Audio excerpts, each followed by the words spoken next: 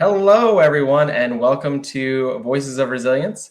I am Nathan Hofer, and I am the Director of Campus Operations for the Lost&Found Association. So if you're just here because you know Sadie and she's super popular and awesome, which is true, we'll talk about her in a sec, and you've never heard of Lost&Found before, we are a nonprofit focused on building resilience in young adults. So we focus on resilience as a factor in creating strong mental health, in providing preventative factors because life throws you curveballs. We're going to talk about some of those today, and we all can be more resilient. So we focus on building those networks of support, more resilient communities, tangible skills that we can work on. We do research, we do all this stuff, just trying to make sure that we're working towards a space that where, as we're talking about mental health, where we see a world without self-harm or suicidal behavior. So we are here to talk about resilience today, and we have a very good friend of mine, Sadie Swier,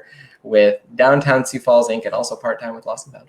But that's not important. That's not important. And I am so lucky. Sadie, we talked about it yesterday, but we celebrated a year of, working together, although in different capacities. Because a year ago to yesterday, I started working with Downtown Sioux Falls, and I got to meet the legend that is Sadie Swier. Oh my God, what an intro. Wow, thank you for that. And yeah, I know, it's crazy. It's been 1 year since we've known each other and created a very close bond professionally and personally. Don't go that far. Okay. The second part. We'll end it there.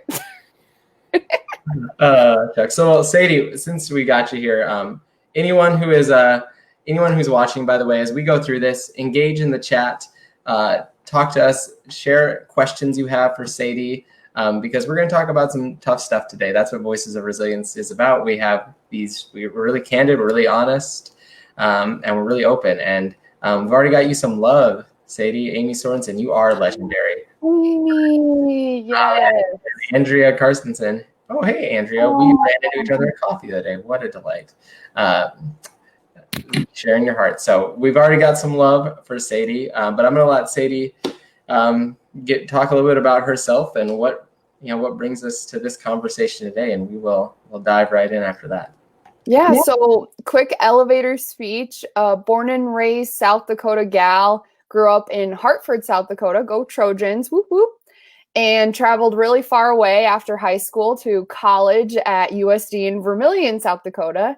And I loved my time there. I graduated with communication studies degree and double minored in psychology and social media marketing.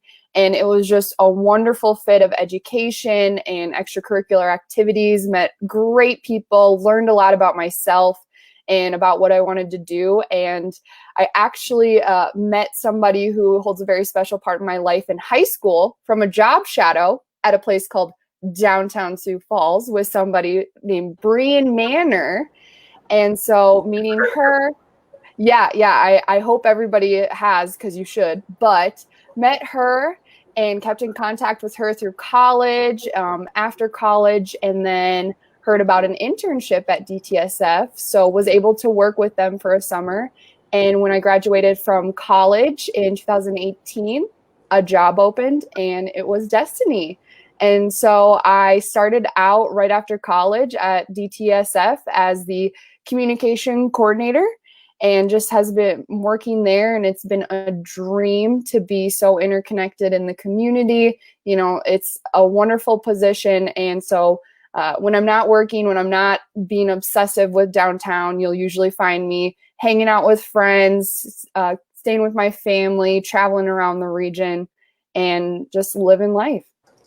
Probably downtown, because I don't know if you've ever stopped your downtown obsession.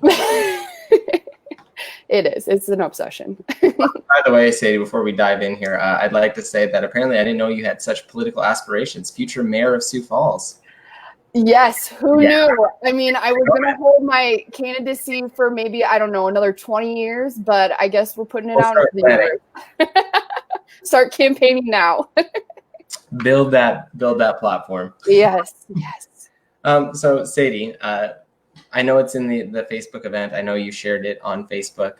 But I think in some ways we've almost I don't want to say we've forgotten about it, but it doesn't feel as tangible, as real as it did back in, gosh, back in March or April or May even. Like we're talking about, we're still in a global pandemic. We're still dealing with COVID-19, and as you have so gracefully been willing to share, like you had to experience what it was like to have COVID-19, and that's frightening on a bunch of levels. That's intense on a bunch of levels. So how did, let's just broad question, how has COVID-19 affected you, obviously personally, but also professionally? You've been on the front lines with it, with a lot of small business owners, a lot of people who, like, this is a big, it's a big deal for everyone, but it's a really big deal for our small business community as well. So what's that been like for you? Well, let's start off chronologically. So let's start off in March. That was when coronavirus kept getting closer and closer to South Dakota and Sioux Falls. We heard about it on the coast, but I remember not being aware of it in terms of something that we needed to worry about. And at that time, during February, beginning of March, we were coming off a wonderful start of the year with Burger Battle in downtown Sioux Falls. Biggest one yet, an incredible amount of support from the restaurants, from the community. And after the really tough year of 2019, we were looking forward to a great 2020. And we were approaching March with that. We had kicked off March first Friday with another awesome promotion. And a week after that, that's when COVID really, to me, started in Sioux Falls. Yeah. That's when the businesses started closing. That's when DTSF, our organization, started working from home a bit.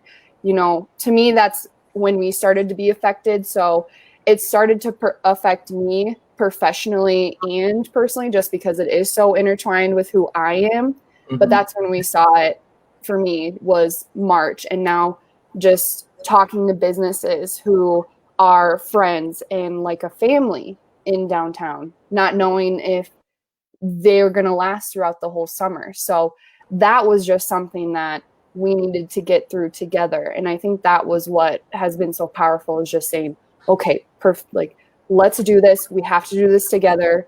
We need to help each other out. And that was what we wanted to do right away. So professionally, that's where it came from. But then I was going to say, I think I remember us talking that first week of March. We were at the Design Center. That was like the last time I've seen you in person. That's sad. But we talked and we're like, yeah, I think it's probably COVID's going to get here after right around spring break for the college campuses. It's going to come back. I don't think either you or I realized initially how serious this thing was, how significantly it was going to affect. I never would have expected the effect that we had, from this. I'm older than you, but I remember SARS a little bit, and I never thought it was gonna. I didn't feel like we had this same level of like intensity. So I was thinking it would be kind of more like that, and obviously that is very much not the case of what we are living through right now. Yeah, and talking about, it wasn't a matter if COVID was going to affect Sioux Falls, it was when. And so that, for me, really started the upheaval of what normalcy looked like, started for myself and downtown right around March and April. So luckily, that's actually a slower time professionally. But once it starts to get nice out, once it's starting to be the time when Sculpture Walk brings new sculptures, when we start having events, when the trolley starts in downtown, that's when it became tougher for these businesses to consider opening up. And that's when, personally, I think the term that people have used is quarantine fatigue hits. And you think, I've been really smart for weeks on end now, and I can like start going out and hanging out with people. It's supposed to drop. I wash my hands. I'm doing good. It's okay. And so it was actually in May when I started going around different people more. I was going to different towns in South Dakota. And what ended up happening was in about mid-May weekend, when we had a friend's birthday party, and it was in their garage, in their living room. I mean, I was not going out socially to bars or restaurants. I was privileged. I could work from home. It was halfway through May when we went to the party, and that's when I had my first firsthand exposure to COVID-19. And so that's where I found out how serious it could be. And that's when I was on quarantine for 14 days. And so I did that. And then on, oh my goodness, when was it? It must have been June 1st. I went and got tested for COVID. And then on June 3rd, I found out that I was positive for COVID. That's hard. I actually remember we chatted a little bit about that, and that was a pretty tough situation to have that in the back of your mind. I don't know what that was like. I don't know what that would have been like. So what were some of the things? Sorry, you go ahead. I was gonna say, what are some things going in your head? Yeah, so what happened was around that time, again, I was starting to go out, I was hanging out with a lot of different friends. I, saw some family members outside at a different birthday gathering. And it was all starting to come together. But in my head, I thought, it'll be fine. It's okay. And then one Saturday morning, I woke up and I had no taste, no smell. And I thought to myself, okay, I think that's a symptom, but I don't have anything else. I don't have a fever. I'm not tired. I don't have any trouble breathing. Is this really something I need to be concerned about? So that was a Saturday. And then that Sunday was when the peaceful protest was happening for the murder of George Floyd. And that was happening in Sioux Falls, and I wanted to do that. But then that same day, there were Sioux Falls community organizations received information that there were potential rioters with ill intent coming to Sioux Falls, and they had intent of destruction of property. And so that's when our community in downtown was mobilized to come down there, start moving things, start moving chairs and tables, flower baskets. And so just having that kind of heaviness weigh on you when it's like your safety and your business's safety is attacked. I mean, that's heavy as well. So when all of that was happening too, to get really personal and vulnerable, I was also going through a breakup of a 3-year relationship. So I was having a very difficult time, and it felt like in my head I couldn't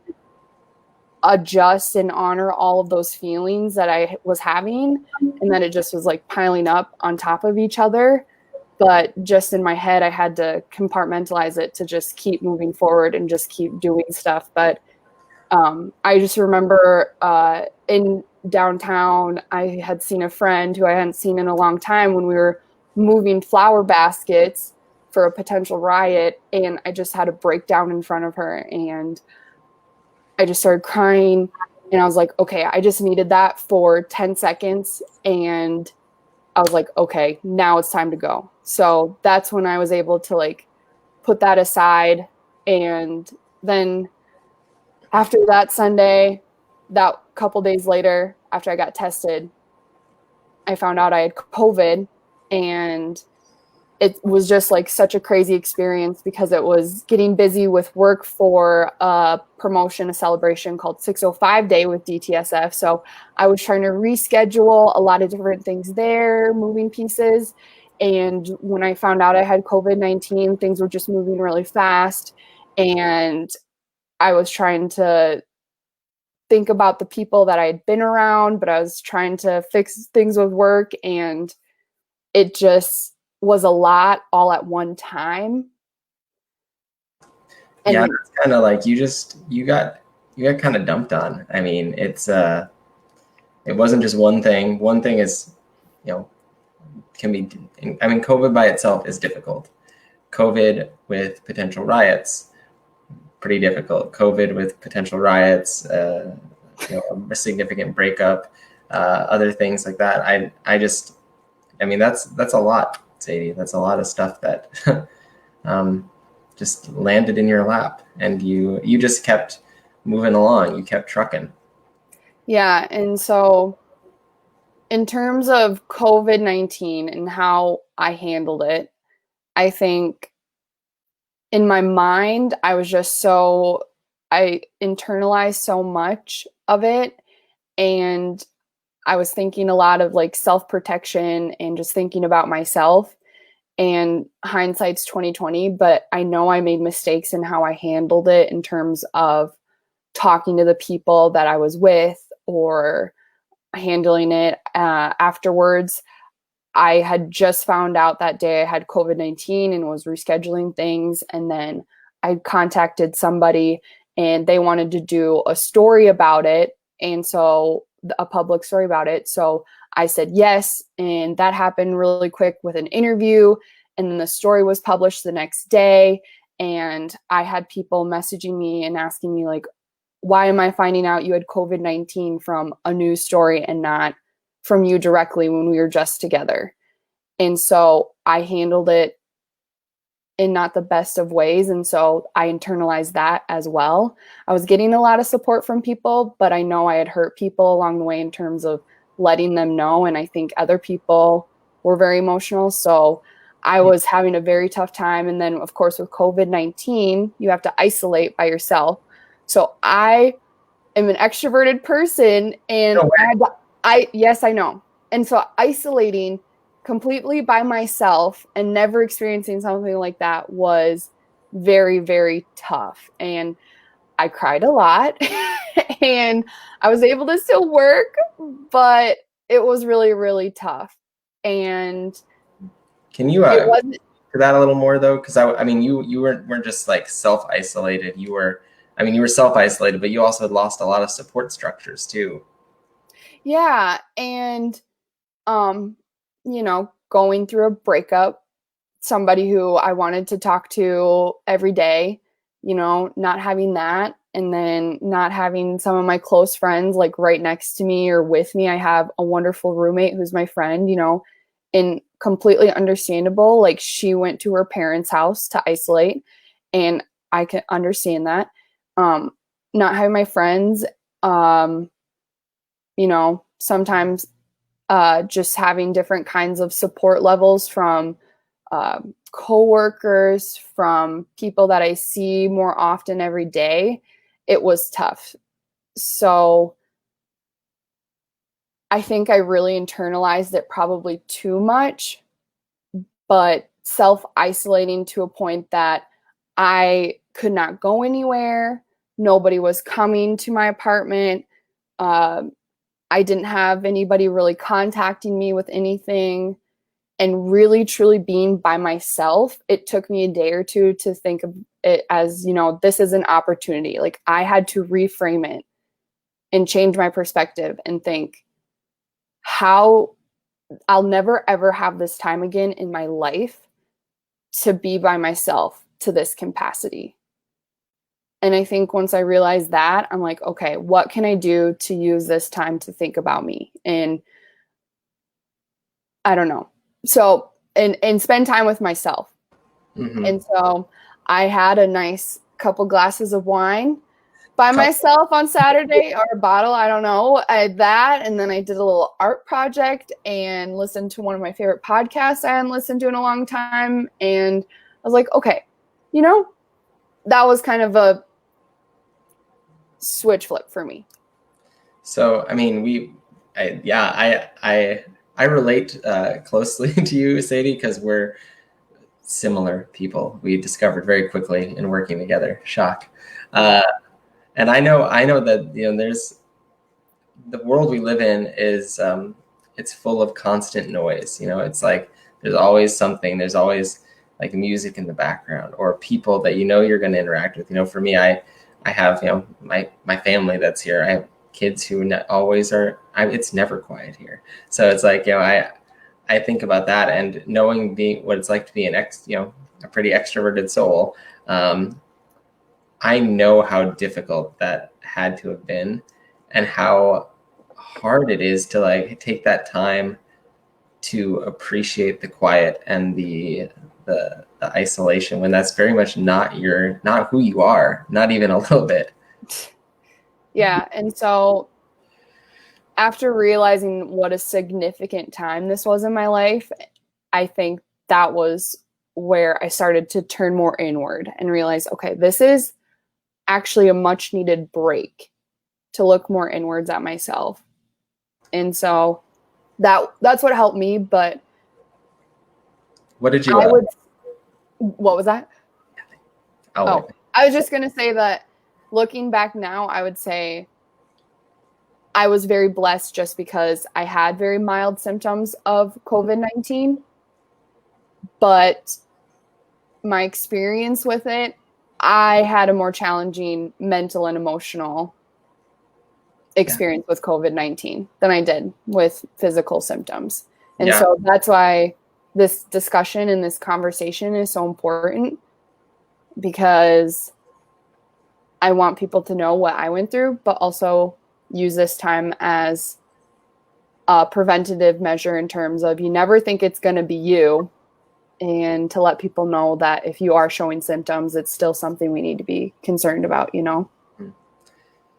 Yeah, absolutely. And I had a couple of questions. Of course, I have a couple of questions. But one thing that I was thinking of initially was, what you spent this time working on yourself, doing some self-reflection. And I think probably folks who are listening, whether now or later, they're going to wonder, you mentioned some of the things you did, but I'm curious to know, like, what did you learn about yourself? What did you you don't have to be super vulnerable and share everything. Share what you're comfortable with.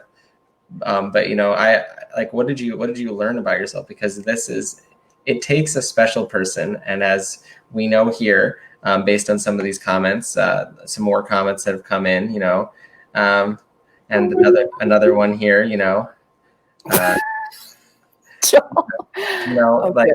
we see that you are a special person. I mean, you've got a lot of things that people look towards and admire and gravitate towards. Like I've mentioned to you, I've always felt pretty good at like networking and working a room, but I met you and I'm like, my gosh, I feel like a rookie. But like you had to. I mean, there's something about you that draws people to you. So I'm hoping a lot of people are watching and listening and learning from this time. But also, I mean, because of who you are and because of your experience, like, I think it'd be interesting for people to hear what you learned about yourself, how you developed that, because it is so incredibly difficult to be self-reflective and not be reflective versus critical, because we're always pretty critical of ourselves. Like someone, as you mentioned, well, you're the reason I got connected with Think 3D anyways, but like Bonnie and Tamian, they often talk about like, what do you say? Like, what do you say to yourself when you screw up? Like, it's usually nothing nice. Yes, exactly. And in those times when you're being reflective, it's so easy, I think, to border on being critical versus reflective. And instead of moving towards growth, being stuck and staying in like a stagnation point where you're just focused on the bad, and it keeps compounding. So what did you, like I said, that's why I'm asking, what did you learn? How did you learn it? Like, how did you avoid focusing on the negative all the time and use it as a time of growth? And then what were those growth aspects? I would say I learned that I do like spending time by myself. It is a time that I can spend to recharge with myself, but I am learning that I do have imposter syndrome to a point, and that's when you think you don't deserve the position or the influence or the things that you're blessed with. You think you don't deserve them. But coming through that and learning that for every low, there's a high, and working through that and working with myself to make sure that I know that I do deserve these things and I am worthy and I am blessed was something that I definitely needed to work on. And as I reflect back, my philosophy in life is that when you walk with purpose, you collide with destiny. And to me, destiny is something that you have life lessons. What? A Larson. Hello. Lessons. But everything in your life is a lesson. And so I thought to myself, this is all happening for a reason. I need to learn from this. What are the things that I'm learning? And I know that was your question, but I think I'm still reflecting back on that, and I'm still looking into that. I just know that that was a very deep, difficult time for me.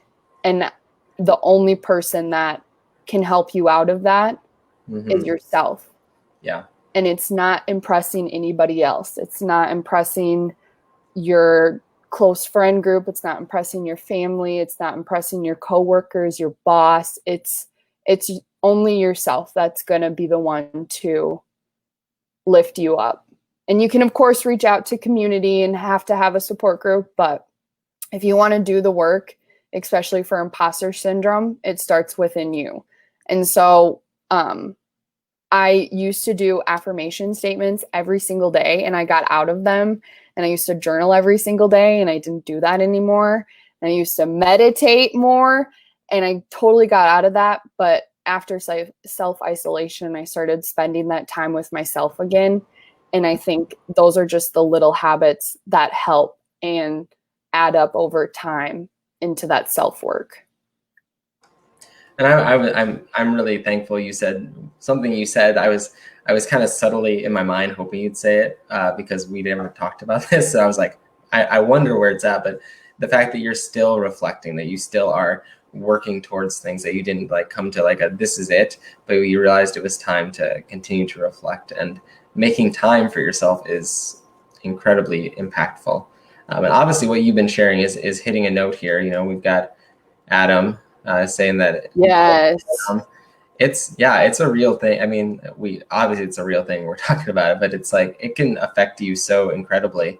And then we have a message here from Kay saying, you know, the emotional impact of something like COVID can be. I think we're often so focused on the physical aspect of this disease. We're talking about the breathing. We're talking about the symptoms. We're talking about you know, what you do when you, like how you deal with that if you contract this, but in general, you know, we talk about physical health so much more, especially in South Dakota, in the Midwest, than we do mental and emotional health and well-being. Mm-hmm. And I think you being vulnerable and sharing this is really shining a light on the fact that they're so intimately tied together. It's so impactful. What happens to you and your well-being affects your mental state, and your mental state can affect everything else then too. You know, it's like it's a vicious cycle. You know, you have a physical well-being thing that maybe makes your mental health state be in a bad space, and then you're not taking care of yourself and you're sick again. It's like it's just that spiral that continues to happen. And so I'm glad you're being so vulnerable. We're thankful for that. Yeah, and, I mean, and yes, I agree. It is not easy to be resilient, and we can all learn how to be more resilient. Sadie, you're crushing it. Oh my gosh. Well, I mean, there's still things that make me nervous and make me scared. I mean, I told you right before this, I'm like, wow, I actually feel kind of nervous again. And like, there's still part of me about talking about this that, you know, it makes me nervous because there's still people who are like, you had COVID, and they still like take a couple steps back, you know? Did you feel like people are like, if they find that out, that they're avoiding you at all or anything, or like keeping their distance? Mm-hmm. Not anymore as much because, again, I think quarantine fatigue. And I did get a letter from the state epidemiologist that said I am no longer contagious. So I did get that. But you carry it around just in case. Yes, I do actually. I think more is just something to show people because I think it's interesting. But anyways, it definitely happened during the self-isolation time. But I did have a ton of support and people who were like, let me know if you need anything. But they were like, yeah, stay at your apartment. Like, don't leave. And that was an interesting experience for sure. Yeah, I I don't know how we see everyone who deals with hard things, and we can't imagine how we would deal with them. And that's the situation I'm seeing with your stories. I don't know how I would have dealt with that same thing. And I think if you're learning how to do some self-care and be resilient, like you're talking about here, you make it through, but you don't always make it through unscathed. Usually you don't. Yeah. And even going back to your point about reflecting, like still reflecting, I feel like I'm still decompressing from a lot of what was happening, especially like the breakup I went through. It's still, something that is affecting me. And I still have people asking about COVID. And that's another aspect I find interesting, is just that it seems like people are curious about what the COVID experience is like because they don't know. Yeah. And they don't know somebody who's had it. And they just think it's something that really old people have, or immunocompromised people have, or if you do have it, you're going to tell right away, and you're going to have trouble breathing, and you're going to be super tired. So being able to say, hey, I'm a young person that hung out with other young people and I felt fine, I just couldn't taste anything, is something that people should realize anybody can have it.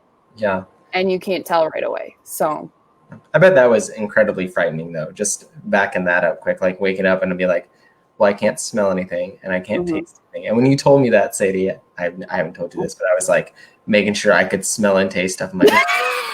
I was like, good. Do you lit a candle? Can I smell it? Yes. Okay. Guess how long it took me to get it back? Did you just get it back today? No. Okay, sorry, I don't know. Yeah. I mean, it took about a week and a half for me to start being able to fully taste and smell. And it was like a progressive thing. So it wasn't, one day I lost it all.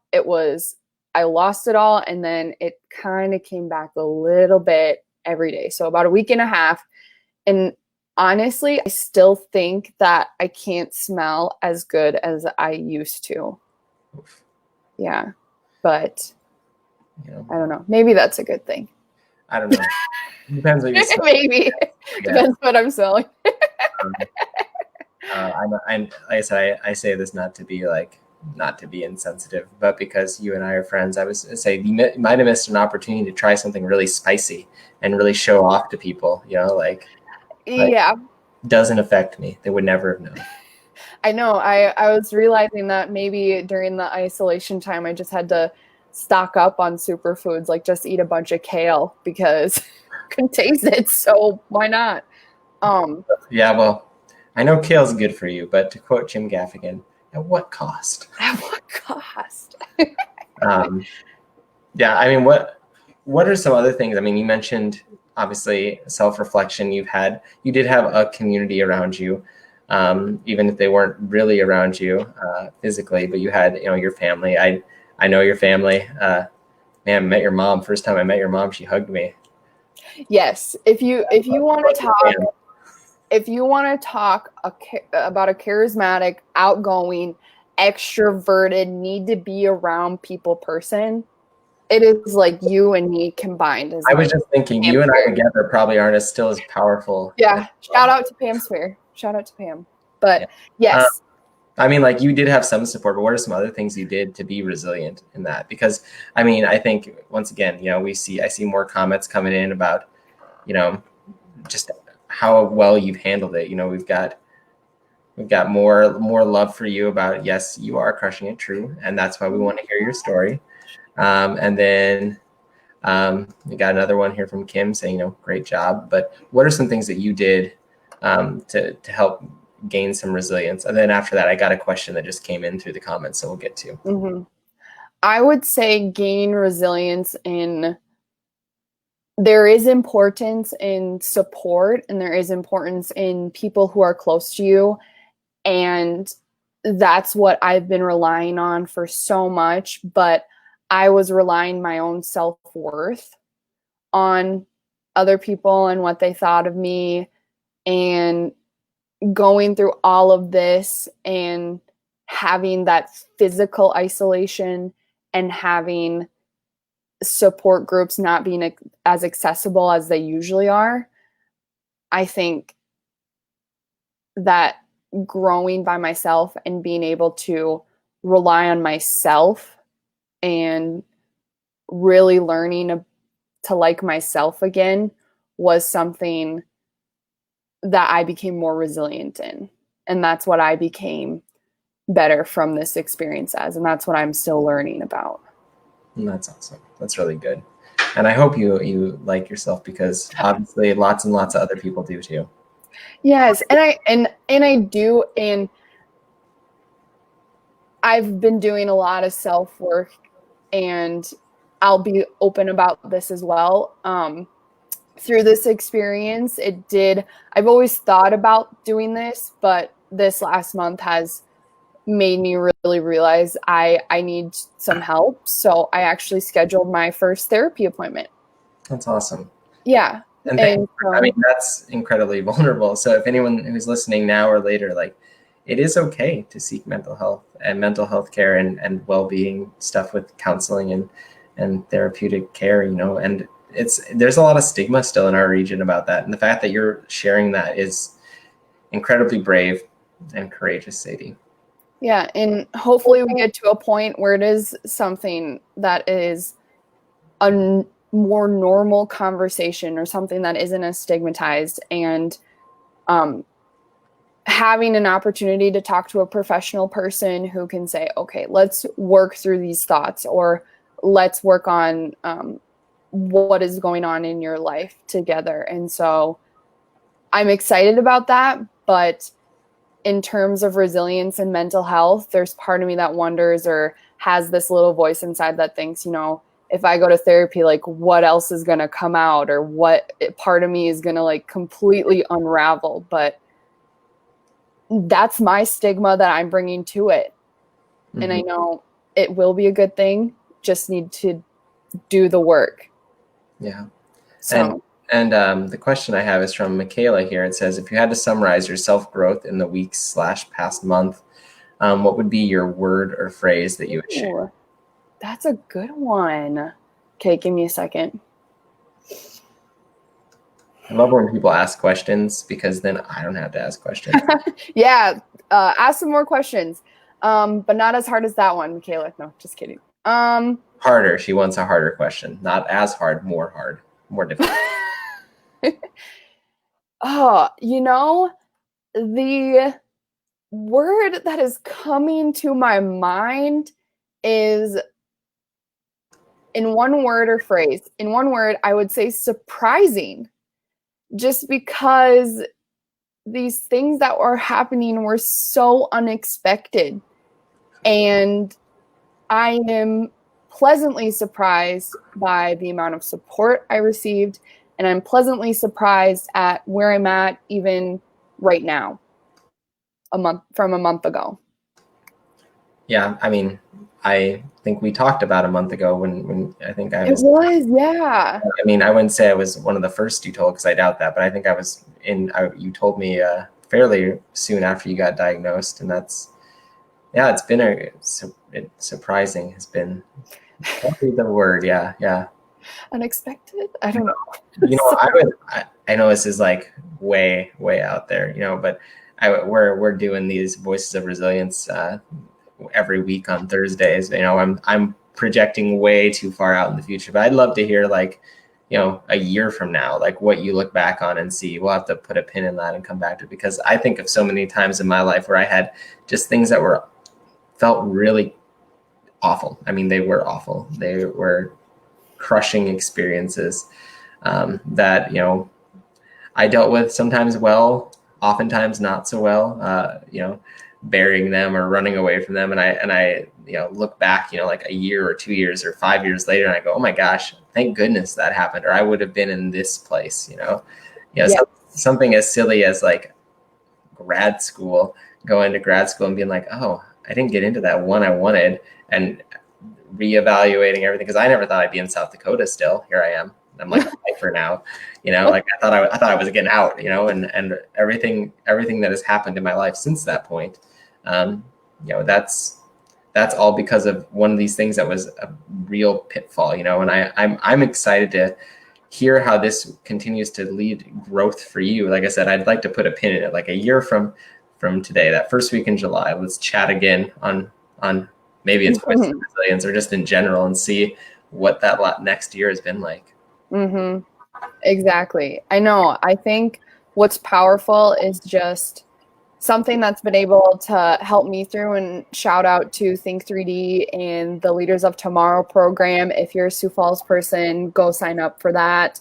Put that in the link. Think 3D is on it. Envisioning, and again, this goes back to imposter syndrome and self-work, but envisioning your future self and what you want your future self to look like.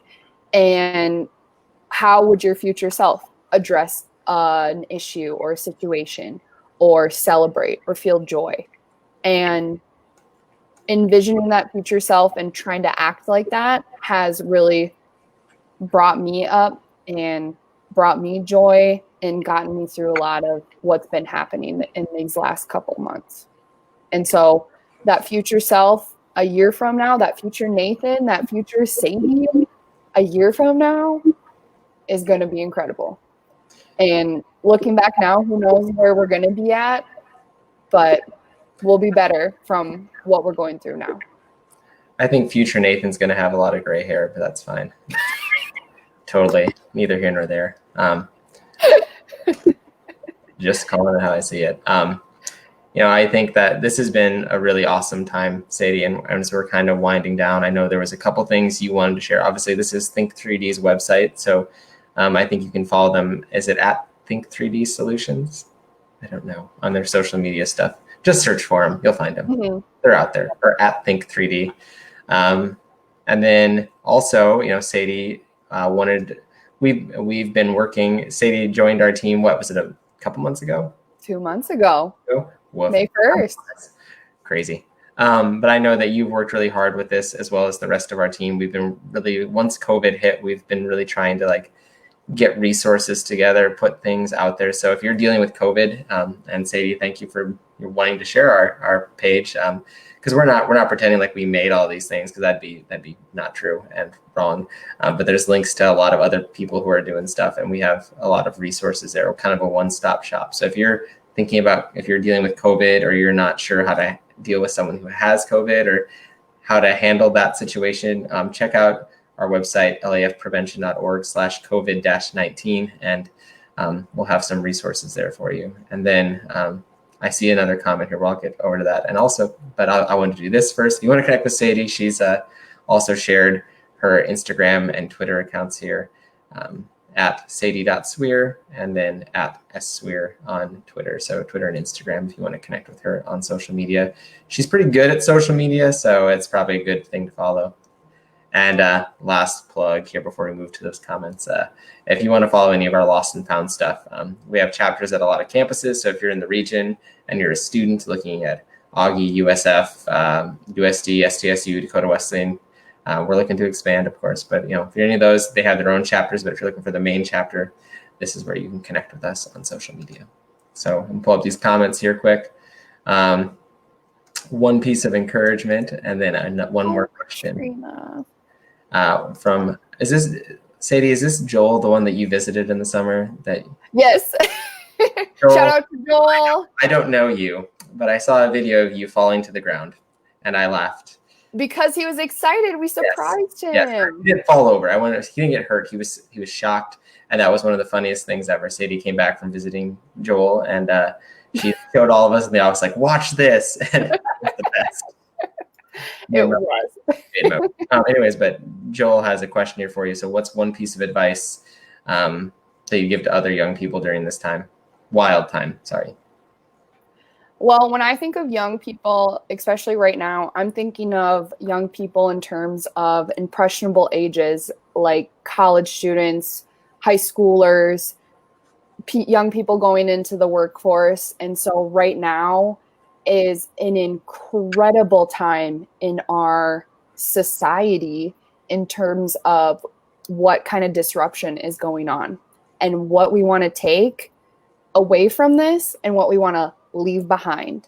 And so, in terms of a global pandemic, in terms of social injustices, this is a time when these young, impressionable people are going through trauma that not a lot of us have ever experienced before. And I just have to give them kudos because those are the people who want to see positive change. And those are the people at protests. And those are the people who are being advocates for public health. And so I have to admire them. But I would say one tip for them, from me, or in all my years of experience, all my 24 years, my advice is that don't be afraid to reach out to other people and don't be afraid to create a support system around you. But like I've said before, the work starts within yourself. Mm-hmm. That's where it starts. No matter what, you have to love yourself in order for other people to love you and for yourself to love other people. And so I hope that we know the only way we're going to get through all of this is together. And love is love. You know, and I was going to say my 2 cents here too is, you know, it's okay to talk about hard things. You know, I think we you know want to work towards a place where we're able to talk about going to see a counselor and people are like, oh yeah, me too. You know, like it just becomes synonymous, like going to the dentist or going to a checkup. You know, like I got to go to you know, hopefully they're happier to see their counselor than I am to see the dentist. But you know, like as wonderful as the dentists are, not usually pumped about it, you know, but I hope that we're getting to that point. And it takes vulnerability. It takes people like you, Sadie, and others in the community who are willing to share and talk about hard things. So I want to say thank you for being here with us today. Yeah, thank you so much. And with that, of course, being vulnerable is okay. Yeah, absolutely. Being vulnerable and having hard discussions is okay. And that's what we need to do. Absolutely. And that's why I'm doing this. So, well, like I said, I appreciate it. If anyone wants to reach out to Sadie, like I said, feel free. We'll put some of those handles into the chat following the video here. So Sadie can post her contact info in there so you can get connected with her. Brian. Oh, Brian. Yeah. That's so nice. Thank you. And I want to say, just tune in next Thursday. We've got, his name is Josh Rivedal. He is a national speaker, talks about suicide prevention, depression. His story is so interesting, and I don't want to like ruin it, but his, you know, I've worked with Josh for several years. Oh my gosh, since 2011. Gross. Ugh, yuck. So long. It is a long time. But he, you know, his grandpa committed suicide. His dad committed suicide. We're talking about like a history of mental health issues and stress and disruption. And so it's going to be really interesting to hear his talk, his conversation, have a conversation with him about how he's dealt with mental health and resiliency. We have Cameron Christian, or not Christian anymore. Sorry, Cameron Freeze. They've been married forever, and I screwed that up. But she's going to be talking about her experience as a former collegiate athlete, but also as just someone who has had a lot of life experiences, which I'm excited to have her. And then the week after that, we have our very own DTSF, Sarah Jameson from Tara Shepherd, who's going to be joining us. So stay tuned. We're keeping these on Thursdays. Times might fluctuate, but we're going to be here. So we got one last thing before we bop out of here. Oh, I got goosebumps. Oh my gosh. I love for you, Sadie. So, and everyone, Sadie loves everyone that, you know, she meets pretty much. So I am. Talk to her. My heart is full. If you want to talk, you're probably not going to find anyone better. So thank you, Sadie. Thank you, everyone. And we'll be back next week. See you soon. Thank you, Nathan. Bye.